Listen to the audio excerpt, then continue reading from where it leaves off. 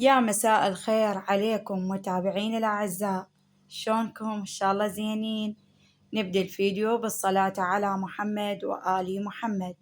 اللهم صل على محمد وآل محمد كما صليت وباركت على نبينا إبراهيم وآل إبراهيم إنك الحميد المجيد. رمضان كريم عليكم، رمضان كريم على أحبابكم إن شاء الله. أحب أرحب بالمتابعين الجداد للقناة وأقول لهم كل الهلا بكم بقناتي. أتمنى تكون عند حسن ظنكم وتعجبكم، آمين يا رب العالمين. نقول بسم الله الرحمن الرحيم. وعلى قولة شنو اليوم عيني دولمة. أنا من أسجل الفيديو يعني هذا مال فطور قبل بيوم، فطور ثالث يوم برمضان.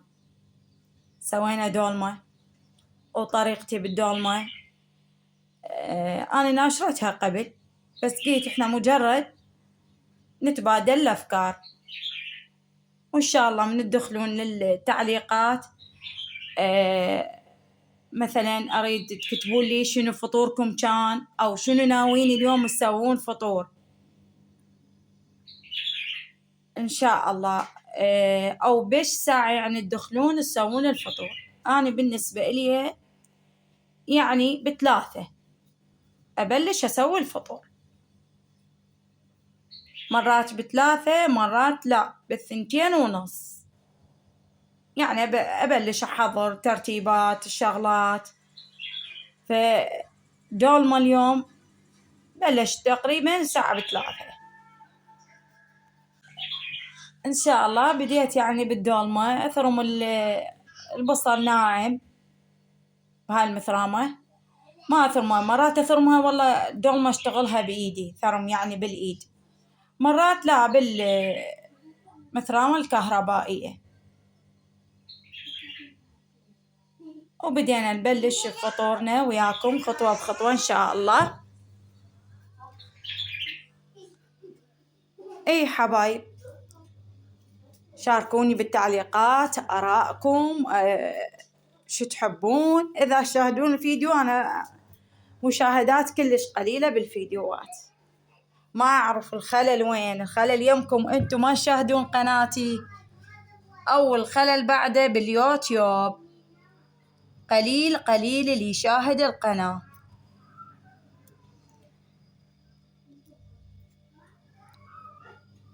بديت يعني ثرمت البصل ناعم، أثرم وياه بالحشو، يعني بتيته هم ناعمة. الباذنجان هذا منه هم البطن مالته، يعني من أحفرها هم أثرمه ويا الحشو. طماطية هم تعطي طعم كلش طيب ويا الدولمة. والكرفس هنا ثرمته بإيدي. يعني الحشو انتو أزيدكم ربات بيوت وتعرفون هذا شغلتكم. احنا قلنا من ننشر الفيديو مو تعليمي، فيديو اكو همينة تعليمي للبنات، اللي اكو بنات جدد يعني هسه بدن يتعلمن الطبخ. كملت الحشو، خليت اللحم المثروم ونقعت التمن على جهة، وهسه جيت خليت التمن عليها ملح على قوت القناة مال مريم، ملح وفلح. خليت معجون. أني طريقتي أخلي وياها ماجي، أنتوا تحبون تضيفون الماجي أو ما تحبون تضيفونه بكيفكم. ومعجون شي عادي لأن عائلتي تحبها لونها أحمر. وخلي دبس الرمان، هاي إضافتي. وملح ولا مندوزي لأن يحبونها حامضة. هاي الجني مالنا الصغير هذا ابن أختي، هذا صوته.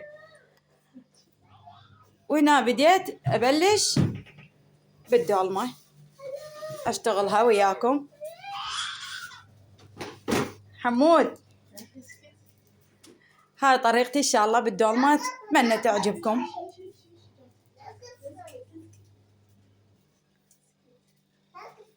تحبون تطبقونها طبقوها كيفكم. الطريقة: أول ما ترمت البصل ناعم، البوتيتا ناعمة، طماطية، كرفس، لحم مثروم، وتم غاسل توم خليته على جهة، وبعدين جيت خليت الحشو، معجون، دبس الرمان، لامندوزي، ملح، إذا عندكم موجودة بهارات الدولمة. وهنا خليتها على الطباخ، وجيت خليت قليل مي وعصرت عليه ليمونة وكاتشب شوية ومعجون، وراح أغطيها وأخليها على نار هادئة تستوي. هنا أجي كل ساعة أشيكها.